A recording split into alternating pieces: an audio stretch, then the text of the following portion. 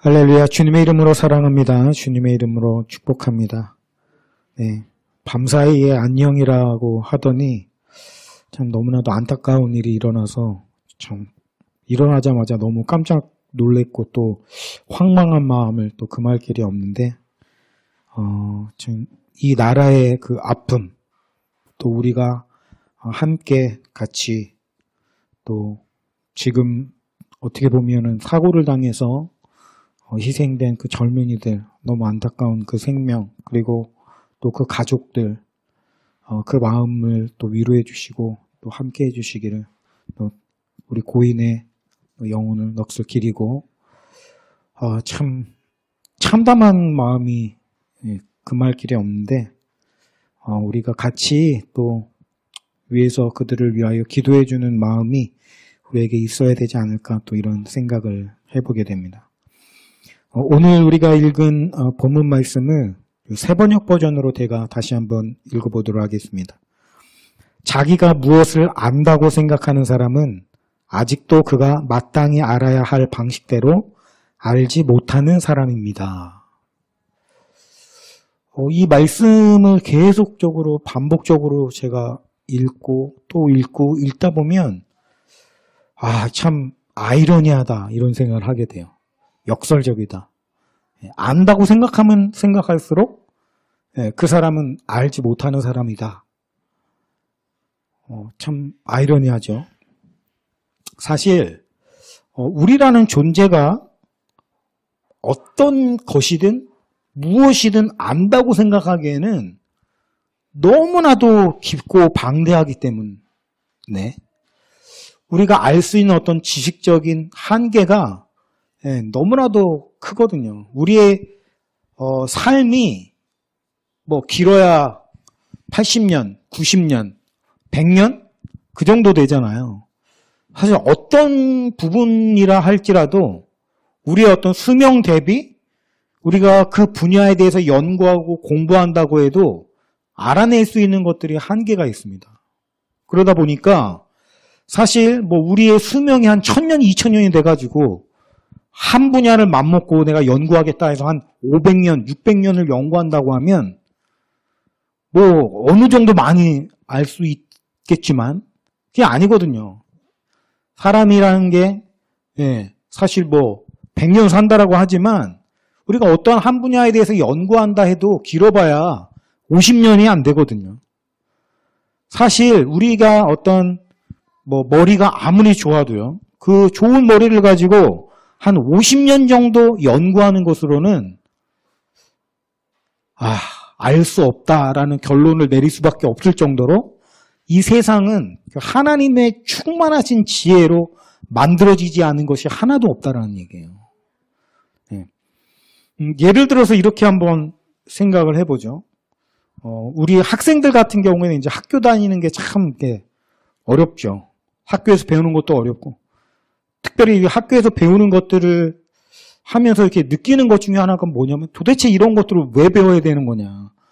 일상생활에서 필요도 없는 것 같은데 뭐 이런 생각을 하기가 쉬운데 뭐 중학생, 고등학생 이제 학생들은 쉽게 이제 동의가 되지 않을 수도 있겠지만 중고등 과정을 통해서 배우는 것들은 뭐냐면 우리가 좀 그래도 삶을 살아가면서 이 정도는 좀 상식적으로 알아야 된다라고 하는 게 이제 그 교과 과정이거든요. 물론 뭐 이 수학이 이렇게 뭐 삼각함수가 실제로 필요하냐 안 필요하냐 따지면 뭐 할 말은 없겠지만 어쨌든 중고등 교과 과정까지는 상식적인 어떤 그런 부분 우리가 사람이 좀 살아가면서 그래도 적어도 이 정도는 기본적으로 알아야 되지 않냐 뭐 이런 것을 갖다가 그죠? 그 분야가 굉장히 넓잖아요. 뭐 정치, 경제, 사회, 문화, 역사, 뭐 수학, 문학, 막 엄청나게 방대한 어떤 그런 주제들을 통합적으로 배우는 거죠. 살짝 맛을 보는 거예요. 그 맛을 보면서 뭡니까 이제 자기가 미래를 내가 무엇을 좋아하고 어떤 분야를 좋아하는지 찾아가면서 그 넓은 분야 하나를 보다가 나는 이 부분이 궁금해 그러면 이제 어떻게 됩니까? 고등 과정을 겪게 되면 이제 대학 과정으로 가서 연구라든가. 뭐 꼭 그것이 어떤 지식적인 공부만이 아니다 하더라도, 그죠? 아, 나는 공부 안 할 거야. 막 나는 뭐 이걸 할 거야. 예를 들어서 어떤 기술, 어떤 그런 어떤 습득, 뭐 요리, 뭐 또는 여러 가지 뭐 목수의 일이라든지 뭐 여러 가지 또 분야로 나갈 수 있겠습니다만 어쨌든 한 분야를 택해서 그죠? 그 안에 뭡니까? 그것을 가지고 갈고 닦는 어떤 그런 게 되는 거예요. 그래서 이 중고등학생을 예를 들어서 과정을 마친 학생이 아, 나는 이 좀 생물학 쪽에 좀 관심이 있다 해가지고 뭐 대학교를 갈 때에 생물학 전공을 가지고 대학교를 진학했다라고 한번 예를 들어보겠습니다. 근데 중고등학생 때 이제 생물이라는 분야는 뭐 아주 많은 교과 중에 한 과목일 뿐이잖아요. 그러다 보니까 이제 수박 겉핥기식으로 이제 배울 수밖에 없는 거죠. 그러다가 이제 대학교 때 생물이라는 어떤 전공을 가지고 들어가 보니까 이제 커리큘럼이라는 것 자체가 이제 온통 다 뭡니까? 이제 생물에 대한 거죠. 예. 뭐 고등학교 때는 뭐 일주일에 뭐 한두 시간? 예. 수업 시간에 배우던 것을 이제 대학교에 생물학이라는 전공을 택하니까 일주일 내내 뭡니까? 20학점? 뭐 이런 식으로 이제 이거를 막 듣는 거죠.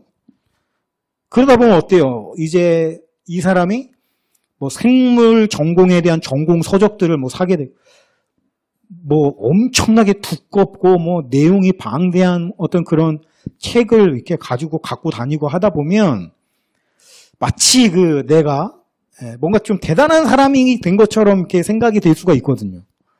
다른 사람에 비해서. 나는 너보다 이 생물 분야에 훨씬 더 나는 생물학 전공이야. 뭐 이런 어떤 느낌을 받게 되기가 쉽단 말이에요.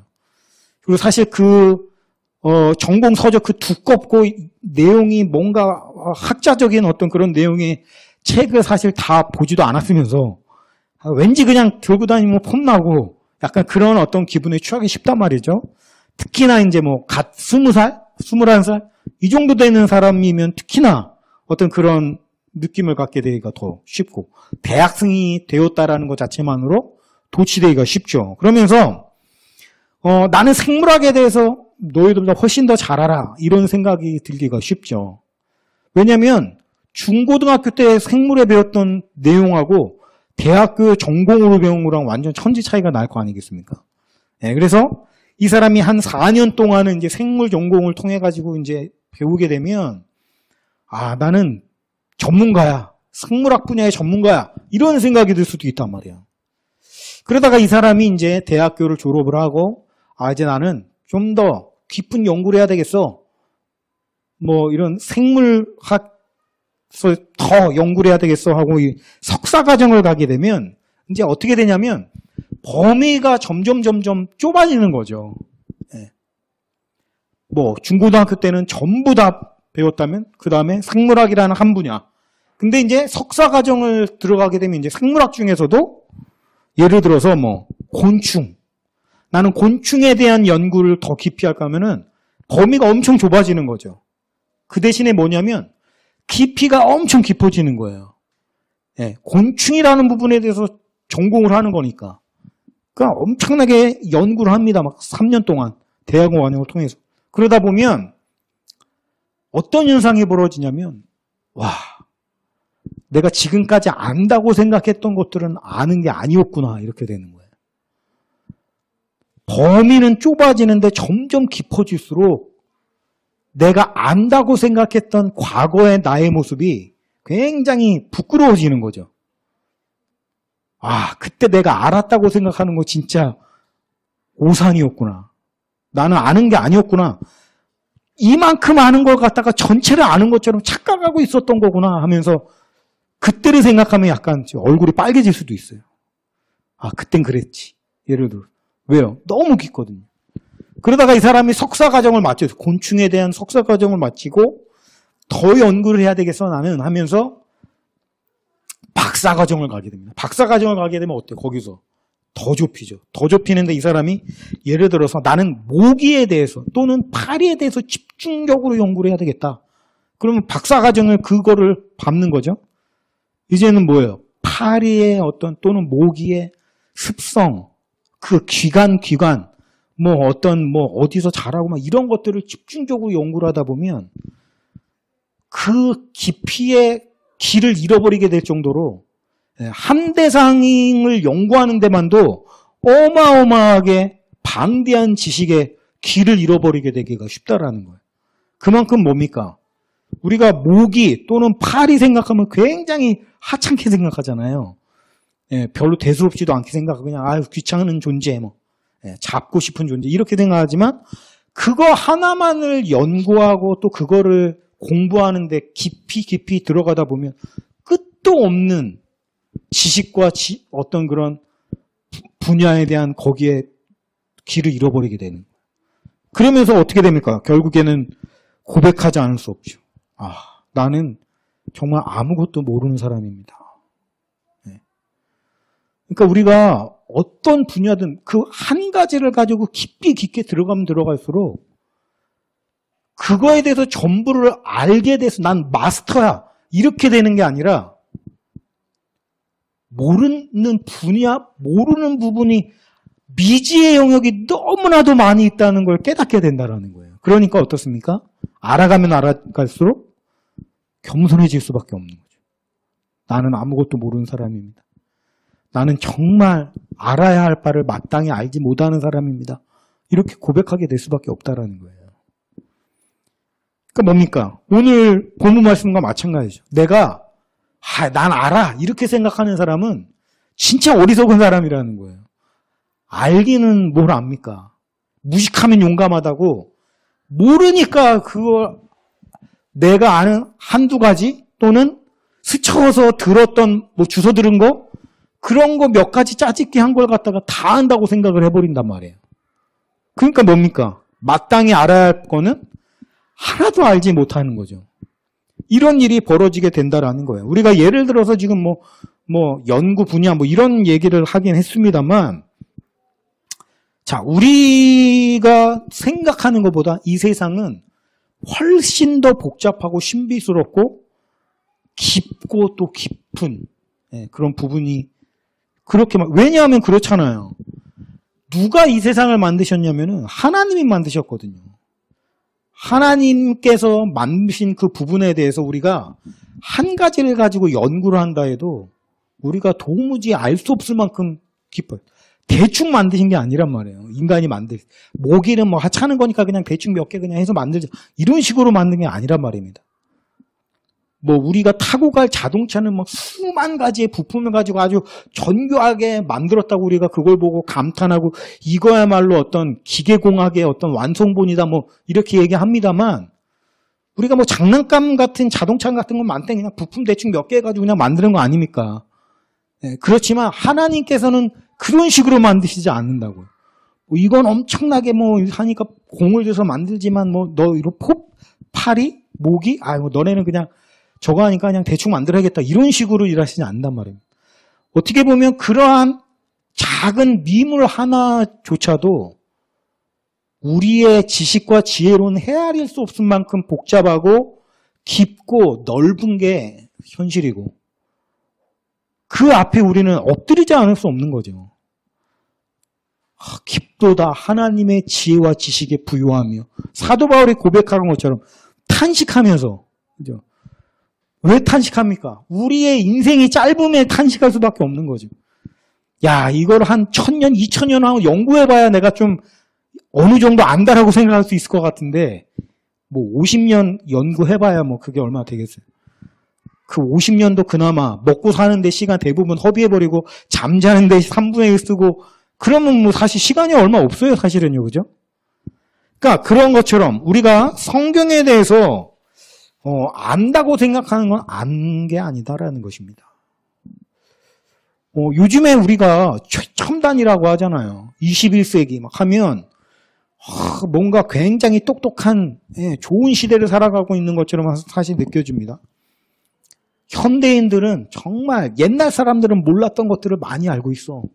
어떤 면에서는 그게 맞죠. 왜냐하면 옛날에는 없었던 것들이 지금 많이 만들어내가지고 옛날 사람들이 뭐 핸드폰을 알겠어요? 휴대폰을 알겠어요? 스마트폰을 알겠어요?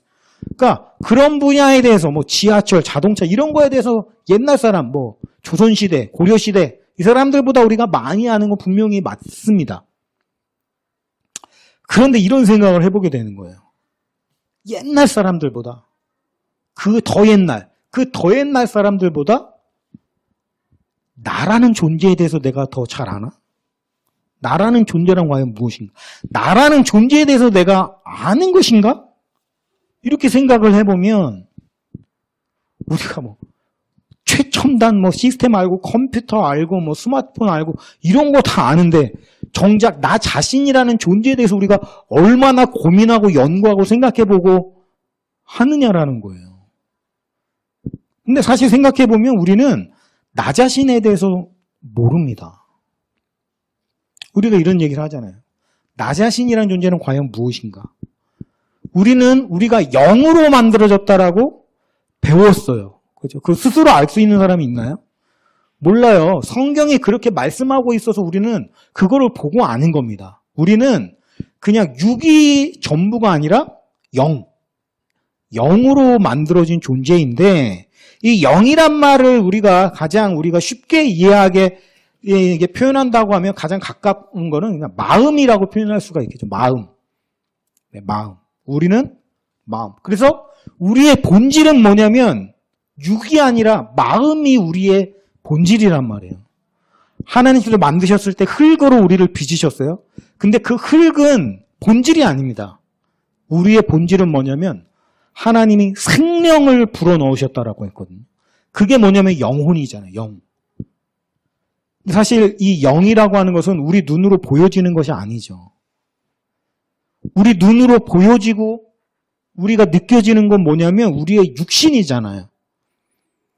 그러니까 육신은 성경이 뭐라고 얘기하냐면 껍데기라고 얘기를 합니다. 껍데기. 그러니까 결국엔 뭐냐면 우리가 우리 자신에 대해서 아는 거는 어떻게 보면 우리가 지금까지 나라고 생각했던 것들은 우리의 껍데기일 뿐이라는 것이 되는 거예요. 사실 실상은 우리는 우리 자신에 대해서 알지를 못합니다. 이렇게 생각을 해보죠. 저는 이런 생각을 해봤어요. 어렸을 때. 마음이 도대체 뭔가 마음이. 근데 저는 어렸을 때 마음을 생각이랑 같은 거라고 이게 생각을 했던 것 같아요. 마음은 이런 어떤 정신적인 어떤 그런 부분이고 그 정신적인 부분은 곧 뭐냐면 생각이잖아요. 생각.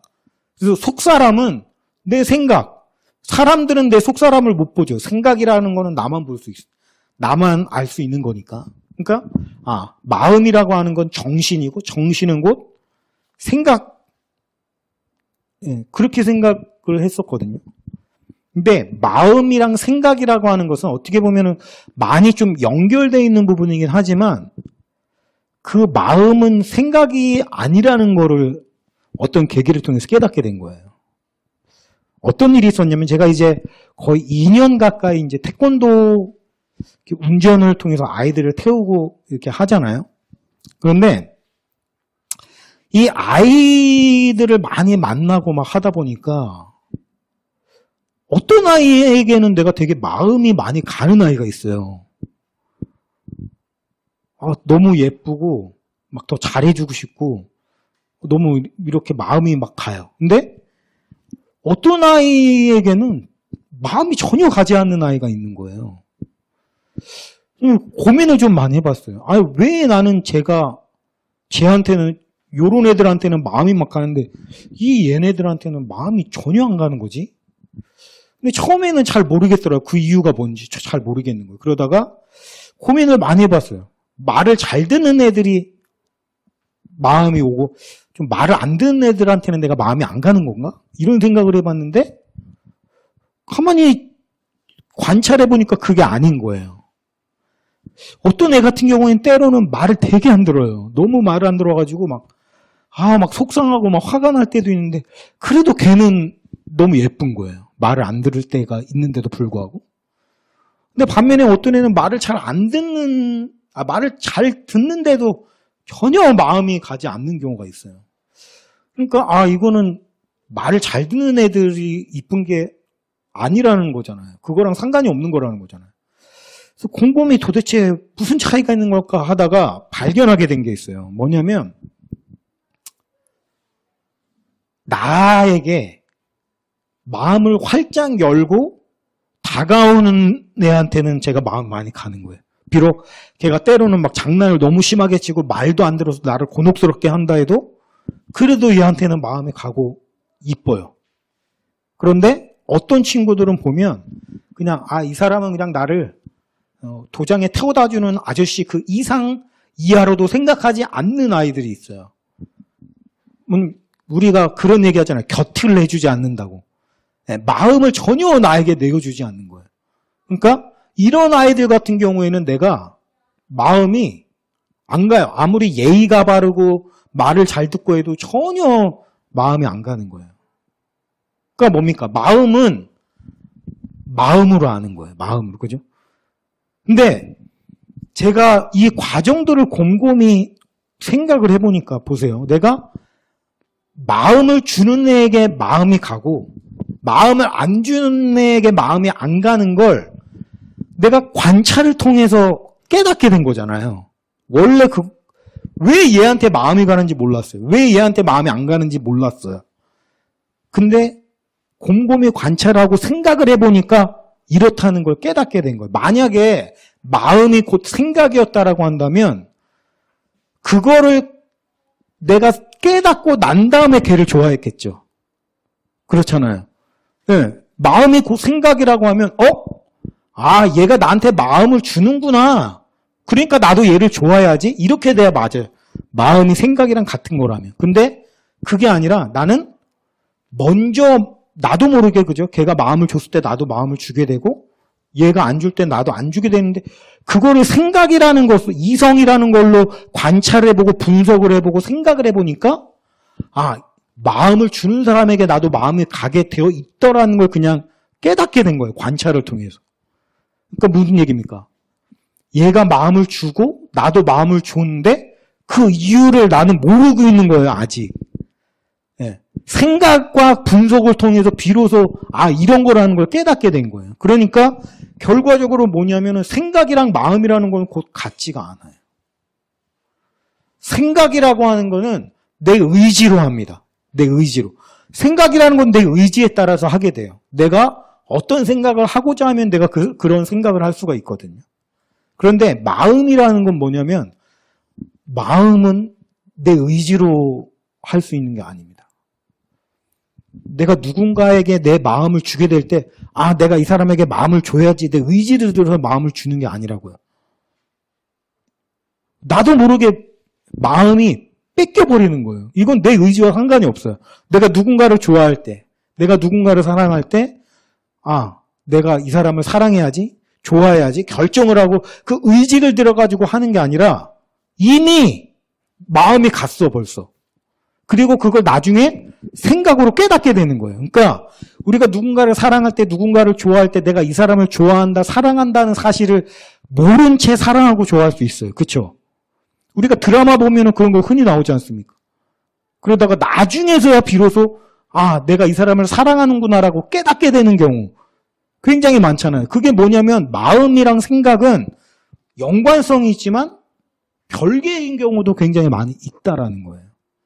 그러니까 보십시오. 우리가 우리 자신의 제가 지금 한 가지 예를 들어서 설명해 드렸습니다만 마음, 영혼 이런 거에 대해서 우리가 진짜 나라는 존재에 대해서 얼마만큼 아냐는 거예요. 내 생김새, 거울을 통해서 얼굴 모양, 몸 이런 생김새는 우리가 압니다만 우리가 영을 아냐고요. 흔히 드라마 또는 영화를 보면 영에 대해서 어떻게 표현을 하나요? 약간 좀 이렇게 몸인데 실제 내 모습인데 좀 약간 흐릿한 그런 어떤 모습으로 영을 표현하잖아요. 그죠? 근데 몸이 이렇게 집어넣으면은 이게 안 만져지고 약간 이런 식으로 귀신이라든지 이런 거 표현할 때 그 영을 표현할 때 그렇게 하잖아요. 예를 들어서 죽으면 그 사람이 이렇게 일어나가지고 자기 자신을 내려다보고 있고 이런 거. 근데 똑같이 생긴 거죠. 그런 경우는 굉장히 많이 보게 됩니다. 그죠? 그래서 우리가 영이라는 거를 생각을 하면 보통 그런 식으로 인식하기가 쉬운데 이거는 사실 우리가 상상해서 만들어낸 이미지일 뿐이지 실제 그런 건 아닙니다. 제가 어렸을 때 그런 생각을 한 적이 있거든요. 저도 어렸을 때는 영혼이라는 게 그렇다라고 생각을 한 거예요. 네, 그 TV에서 나오는 그런 모습. 그러니까 그런 생각을 하게 되다 보니까 약간 혼란에 빠지게 되는 경우가 뭐냐면 우리가 나중에 죽게 돼가지고 뭐 예를 들어서 천국에를 가게 된다면 할아버지 때 죽으면은 할아버지 모습으로 살아나는 거 아니에요. 그러면 천국에서는 영원히 산다는데 그러면 할아버지 때 죽은 사람은 영원히 할아버지로 살아야 되는 거예요? 그러니까 이게 이상한 결론이 나는 거예요. 그러니까 우리가 이 땅의 삶은 짧고 영적인 삶이 영원하다라고 한다면 그럼 뭐 젊을 때 죽어야 되는 거예요? 한창 좋을 때 죽어야 그러면 젊은 모습으로 영이 살아가는 건가? 그러니까 이런 생각을 해보니까 뭡니까? 그게 안 맞는 거예요. 안 맞아요. 영의 모습은 그런 게 아닌 거예요. 그렇다라고 하면은 영의 모습은 무엇일까요? 도저히 알 수가 없는 거예요. 성경에 그런 비유가 나오거든요. 우리가 사과 씨앗을 보고 사과를 한 번도 안 봤다고 가정을 할 때 사과 씨앗을 보고 사과의 모양을 연결지어서 상상할 수 있는 사람이 있을까요? 전혀 이건 상상할 수도 없을 만큼 사과 씨하고 사과라는 거는 완전히 별개의 전혀 상상할 수도 없는 연결점이 아무것도 없는 그런 모습이거든요. 그렇잖아요. 모든 것의 씨와 어떤 그런 것은 다 그런 모습이죠. 상상할 수 없는 모습. 근데 우리의 부활의 몸도 그러할 거라는 거예요. 장차 우리가 부활할 때 어떤 모습으로 옵니까? 라고 물어보면 예수님이 아이고 답답하. 지금 내 자신이 내가 보는 이 모습을 연장선상으로 해서 그리는 모습은 절대 아니라는 겁니다. 우리는 영의 모습을 알 수 없어요. 사실 영이라는 거에 대해서 모습이라는 걸 생각하는 것 자체가 모순입니다. 모습이라고 하는 건 우리가 육의 눈으로 보는 어떤 무언가를 얘기하는 건데 영은 우리의 육의 눈으로 보는 어떤 무언가가 아니잖아요. 그러니까 우리가 이런 생각을 하다 보면은 알 수 있는 게 뭐예요? 우리가 나에 대해서 알아요? 나 자신에 대해서 아무것도 알지 못한다라는 겁니다. 우리는 몰라요. 알 수 없어요. 심지어 나라는 거에 대해서도 몰라요. 근데 참 안타까운 게 뭐냐면 안다고 생각을 하는 게 문제인 거예요. 안다고 생각을 해요. 뭐 나뿐만 아니라죠. 그죠? 아까 우리가 파리 얘기했죠. 모기 얘기했죠. 그 모기도 진짜 제대로 알려면은 100년, 200년, 300년 그것만 파고들어서 밥도 안 먹고 잠도 안 자고 연구를 해야 겨우 알 수 있다라고 한다면 하물며 사람이라는 존재는 어떻게 하나님께서 정말 심혈을 기울여가지고 하나님의 생명을 불어넣어서 만든 사람이라는 존재는 어떻겠어요? 근데 우리가 그런 하나님의 심혈을 기울인 작품인 사람을 보면서 그 사람에 대해서 안다라고 판단하는 근거들이 무언가를 곰곰이 생각해 보면 소름이 끼쳐요. 고작 내가 본 두세 가지 모습. 그런 모습을 보고 그 사람에 대해서 안다라고 생각해 버리는 거. 이게 무서운 거죠. 우리 성경에서 볼까요? 예수님의 마을에서 예수님과 함께 생활했던 예수님의 마을 사람들이 예수님을 보고 예수님에 대해서 안다고 판단한 게 뭐겠어요? 그 몇 가지 모습, 몇 가지 모습. 예수님은 이 세상이 창조되기 이전부터 이미 존재하시는 분이고 하나님께 나신 분이시고, 그죠? 예수님으로 말미암지 않고는 어떠한 것도 만들어지지 않은 어떤 우리로서는 알 수 없는 그런 예수님이신데 그 예수님의 마을 사람들이 생각하는 예수님을 안다고 생각했던 그 몇 가지 그걸 보고 안다고 생각해버리는 거예요. 정작 알아야 될 건 하나도 모르면서 그 보십시오. 여기 말씀 그대로잖아요. 무엇인가를 안다고 생각하는 사람은 마땅히 알아야 할 바를 하나도 모른다고. 그러니까 우리가 어떤 것이든지에 대해서 내가 안다라고 생각하는 것은 그 자체가 교만이고 어떻게 보면 가장 어리석은 모습이다라고 하는 겁니다.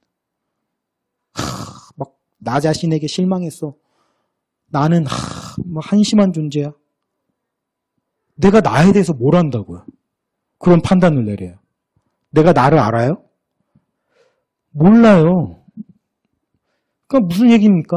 우리는 절대 안다고 생각해서는 안 된다라는 거예요. 안다고 생각하는 게 왜 무섭냐면 내가 안다고 생각하는 그 순간부터 새롭게 알아지는 여러 가지 정보들을 다 차단해버려요. 배우려는 마음을 갖지 않게 된다라는 거예요. 배우는 자세가 없어지게 된다는 거예요. 그러니까 내가 무언가에 대해서 안다고 생각해버리는 그 순간부터 어떻게 되냐면 그건 그냥 그게 돼버리는 거예요. 두세 가지 정보를 가지고 그 사람을 전부 안다고 생각하고 판단하고 끝났어. 이렇게 된다고요. 이게 정말 무서운 게 뭐냐면 파리에 대해서 뭐 몰라도 별 상관이 없어요. 그죠? 근데 나 자신에 대해서 모르면 어때요? 이건 좀 심각한 문제가 되죠. 파리를 모르는 것과는 차원이 다른 문제죠. 그러니까 우리가 우리 자신에 대해서 안다고 생각해서는 안 되고 겸손하게 모른다고 인정하고 자꾸 뭐냐면 나 자신에 대해서 배워야 된다는 거예요. 그래야 점점 나 자신에 대해서 아는 사람이 되지 않겠어요? 자, 이것보다 더 심각한 문제가 있어요.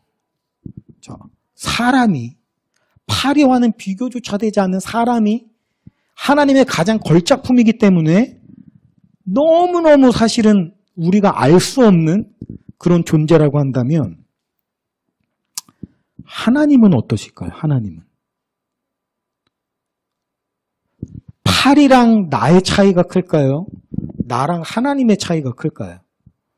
이건 우리가 말로 설명할 필요 없이 당연히 아는 것들인데 근데 문제는 우리가 하나님을 안다고 생각하기가 굉장히 쉽다는 거예요.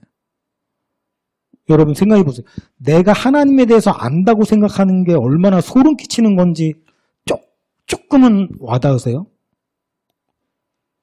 내가 파리에 대해서 안다고 생각하는 것조차 말이 안 되는 건데 심지어 하나님이신 그분을 내가 안다, 나 알아 이렇게 생각하면 이거는 정말 무서운 거죠. 내가 아는 하나님의 어떤 부분인 건데요. 우리가 항상 겸손히 엎드려야 되는 이유가 바로 그거 아니겠어요. 나중에 자꾸만 하나님에 대해서 안다고 생각하고 더 배우지 않으면 그거는 하나님이 아니거든요. 결과적으로 그거는 우상이 될 수밖에 없는 것이고 이게 무서운 일이 벌어지는 거죠. 실제 하나님이 아니라 내가 만들어낸 하나님을 어떻게 보면 섬기게 되는 거 아니겠어요?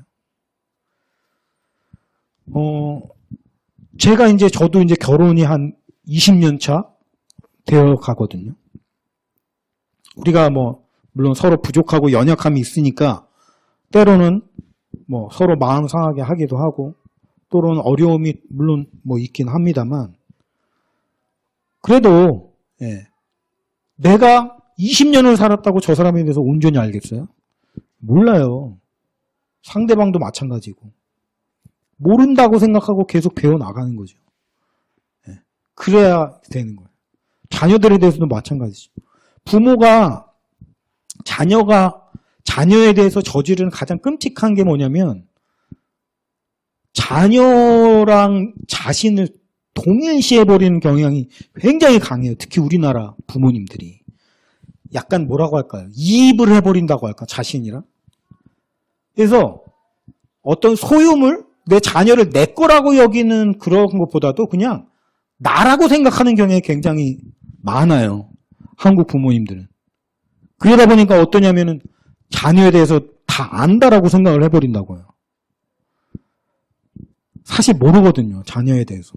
몰라요. 제가 무슨 생각을 하고 사는지 어떤 사람인지 집에 있는 이 아이의 모습과 학교에 있는 이 아이의 모습 친구들 사이에서의 이 아이의 모습이 어떤지 상상조차 할 수 없을 정도로 우리 모르거든요. 근데 안다고 생각을 하는 거예요. 주변 사람들은 우리 딸은 뭐 우리 아들은 이래 저래. 그러면 그 아이들이 그 얘기를 듣고 무슨 생각을 하겠어요? 엄마가 나에 대해서 뭘 안다고 도대체 그런 소리를 하는 거야. 나 그런 사람 아닌데. 나 그런 사람 아니거든? 그러니까 이렇게 되어지는 거죠. 그러니까 안다고 생각하는 게 어떻게 보면 자녀들에게는 굉장히 큰 힘듦이 될 수 있다는 거예요. 제가 예전에 좀 꿈을 꾼 적이 있는데 저는 우리 강내준 여사님이 정말 이 세상에서 가장 좋은 사람이라고 생각을 하거든요. 내가 좋아하는 사람 말고 좋은 사람. 정말 좋은, 배려심 많고 정말 사랑이 넘치고 다른 사람의 장점을 잘 찾아주는 사람. 정말 좋은 사람이라고 생각하는데 희한하게 제 꿈에서는 항상 거의 대부분 아주 못되고 나쁜 사람으로 나와요. 이상하게. 왜 그런지는 모르겠네. 제가 한번 꿈을 꿨어요. 어떤 꿈을 꿨어요? 이게 너무 생생하게 기억이 나온 그때 감정이. 뭐냐면 내가 우리 아내 이 은혜준 사님 때문에 뭔가 굉장히 속이 막 상하는 일이 있었던 거예요. 너무 속이 상하니까 말을 하겠죠. 꿈속에서 얘기입니다. 이거 현실에서의 얘기가 아니라. 꿈속에서 내가 아내 때문에 너무 많이 속이 상해가지고 그 아내한테 그 속상한 마음, 네가 이렇게 해가지고 내가 이렇게 내 마음이 상했다. 그 얘기를 제가 막 한 거예요. 왜 하겠어요, 그걸? 내가 사랑하는 사람이 그 자기의 어떤 부분 때문에 내가 이만큼 속이 상하는 거를 알아줬으면 하니까 자꾸 말을 하는 거죠.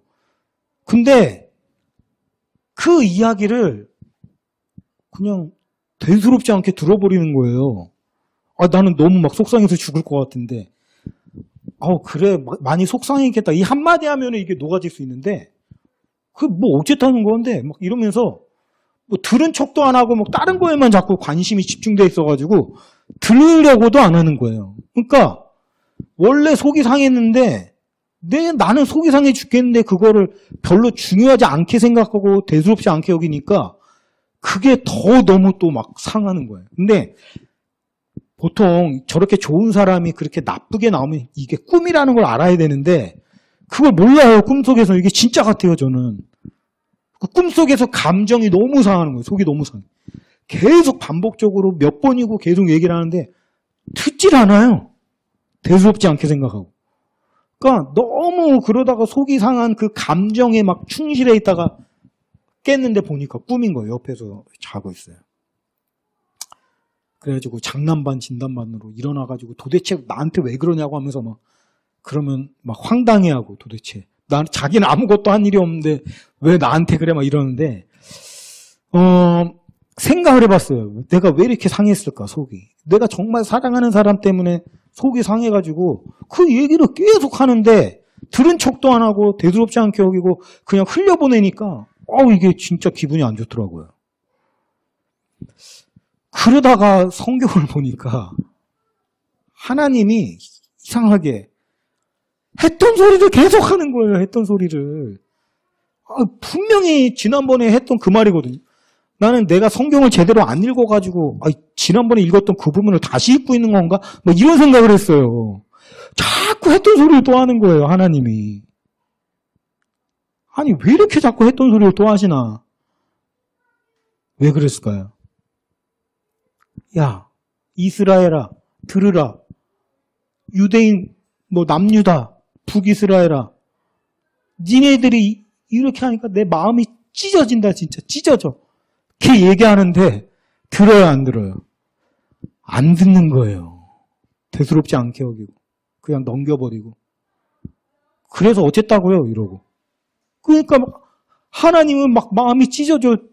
너무 힘든데, 마음이 속이 상한데, 들은 척도 안 하니까 어때요? 또 얘기하고 또 얘기하고 또 얘기하는데 안 들어. 뭔 소리야. 나랑 상관없는 얘기야. 이러고. 제가 그런 생각을 하게 된 거예요. 정말 꿈속에서 그 감정, 저 너무 생생해요. 그 감정이 막.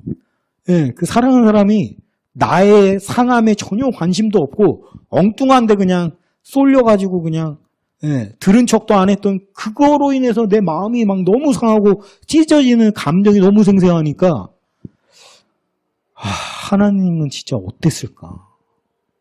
하소연을 하시는, 우리는 하나님이 내 기도를 안 들어준다고 맨날 하소연하고 맨날 퉁퉁거리는데, 하나님이 나의 그 무관심에 상해서 하는 그 이야기들을 들은 척도 하지 않고 우리는 엉뚱한 데 관심이 팔려가지고 이거나 주세요, 이거나 주세요 맨날 이러고 있는 우리의 모습을 볼 때 하나님의 속이 어땠을까? 막 썩어 문드러지지 않았을까? 막 이런 생각이 드는 거예요. 오늘 우리가 하나님 앞에 서서 좀 하나님의 소리를 좀 들어드렸으면 좋겠어요. 하나님의 말씀. 왜 자꾸 똑같은 소리를 말하시나? 안 들으니까. 하나님은 심각해요, 지금. 나를 너무 사랑해가지고 나 때문에 속이 상한데 대수롭지 않게 농담으로 여기고 들은 척도 안 하고. 솔로몬이 하나님 잘 섬기다가 이방 여인들 많이 모시고 온 다음에 이상한 짓거리 하거든요. 밀금 섬기고 막 별 이상한 해괴한 짓을 할 때 하나님이 마음이 찢어지죠. 속이 상해가지고 그러지 마, 그러지 마, 그렇게 하지 마라고 계속 얘기를 하는데 안 들어요. 그 하나님 마음이 어땠겠어요? 오늘 우리가 안다고 생각하는 거예요. 하나님 그냥 내가 알지. 하나님은 그냥 나를 사랑하시는 분이고 뭐 나한테 잘해주시는 분이야. 그 안다고 생각하고 거기서 끊어버리고 나가는 것이 아니라 들어야 돼요. 모른다고 생각하고. 나 자신에 대해서는 마찬가지고 세상 모든 만물에 대해서도 우리가 겸손해야 되지만 무엇보다 하나님에 대해서 좀 그래야 되지 않을까 좀 이런 생각이 들어요. 그 내가 만난 조금의 그 하나님 가지고 모든 것을 다 안다는 것 뜻이 그죠. 내가 너보다 하나님 더 잘 알아. 내가 너보다 하나님 더 많이 만났어 하면서 사람들한테 뻐기고 사람들한테 자랑하고 그러는 사이에 안다고 생각하는 사이에 진정 하나님을 모르고 있는 내 모습을 볼 때 하나님이 얼마나 속이 상하시겠어요. 오늘 우리가 본문 말씀을 마음에 새겼으면 좋겠어요. 내가 안다고 생각할 때 이건 진짜 위기구나. 내 마음에 나도 모르게 뭔가 좀 안다는 생각이 스며들어올 때 이거 진짜 위기구나. 이걸 빨리 알아차릴 수 있어야 돼요. 여러분. 내가 겸손하다고 생각하는 사람, 그 사람이 제일 교만한 사람이에요. 그죠? 네. 교만한 사람이 겸손하다고 생각해요. 내가 좀 괜찮은 사람이다라고 생각하는 그 사람이 악한 사람이에요. 여러분, 악당들은 자기가 좋은 사람이라고 생각할 거예요. 자기가 악하다고 생각하는 사람은 악한 사람이 아니에요, 이미. 그걸 알고 있다는 자체만으로. 이게 역설 아닙니까, 역설. 마찬가지죠. 하나님을 안다고, 누군가를 안다고, 무언가를 안다고 생각이 될 때 그걸 위험신호로 감지하고 납치하고 들어서 모른다고 고백하고 가르쳐달라고 하나님의 마음을 알게 해달라고. 내가 어떠한 존재인지 얼마만큼 소중한 존재인지 내가 알게 해달라고 가르쳐달라고 손 내밀 때 진리를 밝게 가르쳐 주실 하나님의 영이신 성령께서 우리를 깨우치시고 가르쳐 주시고 알게 해줄 것이라고 믿습니다. 안다고 생각할 때 그때 우리가 엎드려서 마땅히 알아야 할 거를 우리가 아는 자들이 되기 위해서는 모르는 사람이라는 걸 알아야 된다는 사실을 꼭 기억하시고 우리가 점점 더 배워서 점점 더 많이 알아갈 수 있는 저와 여러분이 되시기를 주님의 이름으로 축원하면서 말씀 마치겠습니다.